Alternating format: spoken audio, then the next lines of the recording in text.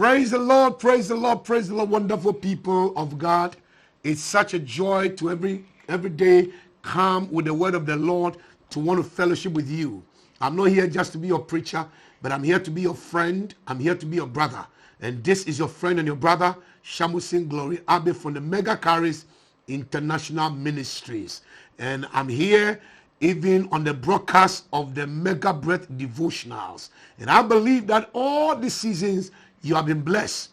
And when we started the 7 Essentials of Christ, it has also blessed you and has blessed me. And I believe today God has a message for us, and we will receive even another word that will bless us and that will transform our lives. Hallelujah. Shall we pray? So, Father, we call upon you. Open your heavens and release your spirit upon us. Cause the word to become alive. Let your word catch fire in our spirit. Let your word blossom in our souls. And may we be transformed. By the time we are done, oh God, may we be renewed. May we be strengthened. May we be equipped. And may we be ready for greater and wonderful works. Thank you. In Jesus' name, amen. We started a journey on the 7 Essentials of Christ. And like I've been saying for the past days, the words of every dying man or woman is so crucial.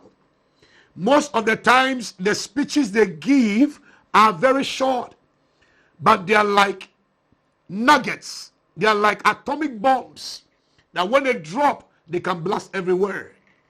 And when they speak those things, that are summary. Sometimes there are blessings. Sometimes there are instructions or directions that ought to be followed. So Jesus, in his pain, in his difficulty, in his trial, in all the things he went through, he still found time in his heart even to release a word to his followers. And today, I want to read John chapter 19:28 of one of the things Jesus said, which I believe he wants us to take note of.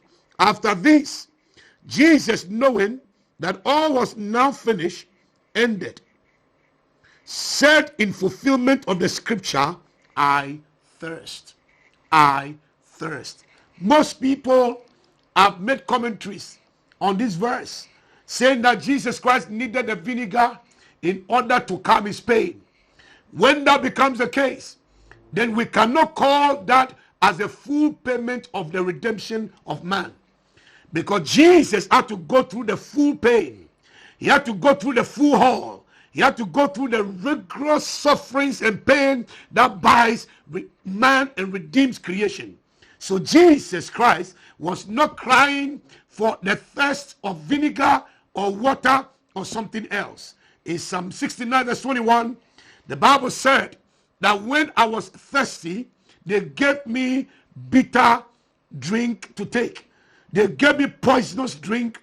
They gave me bitter drink to take. So Jesus was not requesting for that. They misunderstood the thirst of Jesus to be something material, to be something transient, to be something trivial. Jesus was speaking about higher thirst, higher things. And today we are talking about passion is very essential. When Jesus said, I thirst, Jesus was speaking about his passion. And every one of us, at the sound of my voice, even myself, I know that every one of us have passion. And it's passion that drives the things we do. Ask yourself, the reason why you do the things you do. And sometimes you do them not because you are looking for a reward. There are many things we do, there are many places we go, there are many sacrifices we make. We make them not because we are looking for money. What is the motivation? It is called passion. It drives you to the point of fulfilling a particular desire. Even at the face of difficulty, at the face of temptation, at the face of trial, you still go through it because you want that passion even to be achieved. Jesus Christ had a passion. And in John 17, Jesus' passion was made pronounced, was revealed. And Jesus took his time and prayed. And this is what we call the prayers of Jesus. The prayer of the high priest, what we call the Lord's Prayer, is actually the disciples' prayer. What we call the Lord's Prayer was not Jesus' prayer. This John 17 account revealed and records the prayer of Jesus. One of the first things Jesus prayed is about his Father's face. He was passionate about going back to his Father. For 33 and a half years on earth, Jesus has been away from his Father. Yes, here on earth, prayer was linking them together. But it wasn't like being there where it ought to have been. It's just like calling your wife, calling your children, or they're calling from abroad. You hear their voice, you can ask them their progress reports and all that, but the feeling is not the same. Even though you can hear them, you can feel them, you can video call them, you can even Skype them, yet you are not together in the same place at the same time. So even though you can feel, you can see it, yet the thing is not as real as it ought to be. So Jesus prayed for his Father's face. Another thing Jesus was passionate about is that Jesus was passionate about his original glory. He said, Father, just as I've obeyed and done your will on earth, restore back unto me my original glory. Jesus was also passionate about his throne because he had a throne in the place of his Father and he wanted to go back. No wonder the Bible says that he, Jesus, our high priest, he liveth to make intercession for us, for he sits at the right hand side of the Father. It means that Jesus has a throne or had a throne. The other thing Jesus was passionate about is the unity of the Trinity in the church. And today we can see all manner of division in the body of Christ. We are not one in doctrine. We are not one in our beliefs. We are not one even as brothers and sisters. We are not one in most of the things that should make us one. Our doctrines have divided us. Our statuses have divided us. Even the common thing called the size of our churches. God having given us a little increase, yet even divide us. And now we categorize even our relationship. The people that have a lot members and those who don't have. You go to meetings and they want to know who is who. And they put people where they think they belong because even common things like sheer size of our churches and our names are dividing us. Sometimes even our prosperity and the little blessings of experience even divide us. Jesus was passionate about the body of Christ being united like that of the unity of the Trinity. He said, make them one, just as we are one. Jesus was passionate about it. The next thing Jesus was passionate about was the protection of his disciples. He said, Papa, even though they are in the world, they are not of the world. And even though I leave them, I don't leave them as orphans. Preserve them, protect them, shield them. So Jesus is concerned about your protection and my protection. He is passionate about all those things in the name of Jesus. Apart from him preserving us, apart from him covering us, Jesus Christ was passionate about the souls that ought to be saved. Because he knows that all souls belong to his Father. Because God said in his word, all souls are mine. In the book of Ezekiel, God said, all souls are mine. So Jesus Christ was passionate about lost souls.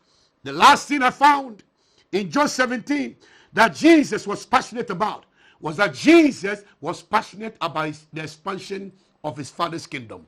My brothers and sisters, what is your passion?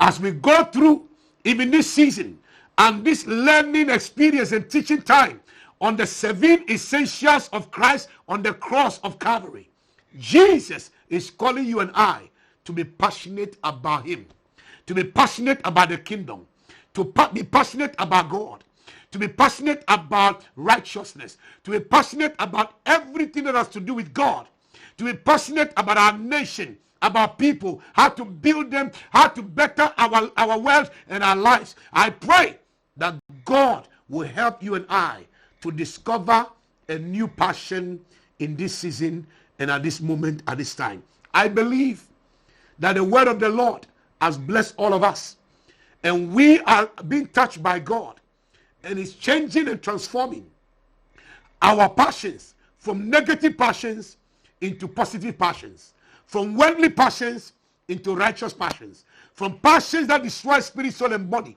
and defile it into passions that enhances our walk, our spirituality, and our righteousness with God. But you cannot be passionate about the things of God like Christ without receiving the person of Jesus. I want to give an opportunity, my brother and my sister, at the sound of my voice. If you have been blessed, which I believe you have, I want you to pray this prayer with me right now. And you will be open to receiving the passions of Christ. Say, Lord Jesus, I thank you today for your message to me on passion. I need you, Jesus, before I can have passions like yours. I acknowledge that I'm a sinner and I need you as my Savior. I confess you as Lord and I open my heart to you and ask you to come and be the Lord of my soul. Come and sit in my life and come and transform me. Thank you, Jesus, even for answering my prayers and making me one of the sons of the kingdom.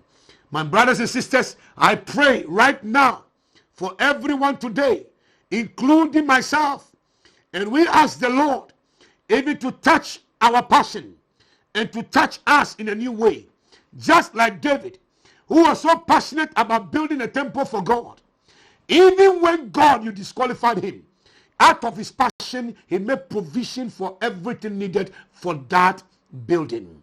We pray, oh God, that would not be passionate in words, will not be passionate in only the things we say, but our passions will draw our resources. Our passions will drive our energies towards God and the things of God. Our passions will bring us even to the place where our strength, our energy, our mind, our spirit, our souls, our bodies, everything is sold out unto God, even for the purposes of establishing his kingdom. May the Lord even give us new passions. And I pray that any one of us bound by negative passion, any one of us whose passion has been misdirected by the enemy, I declare from today, may the Lord break the yoke of negative passion. May the Lord take away the influence of passions that are driven by the world. And may we carry the passions of the living God. I know that you have been blessed by this message. Again, this is your friend, your brother, your loved one, Shambosin Glory Abe. And I believe that because you have been blessed, you want to follow us and visit us on our social media platforms. And you see the captions being scrolled on the screen. Don't miss it. I'll see you again the next time around, and we are going to have a wonderful journey in the Word. Remember, the essentials of Christ is come to us, and we'll finish and we'll walk with them. God bless you. In Jesus' name, mega shalom. Amen.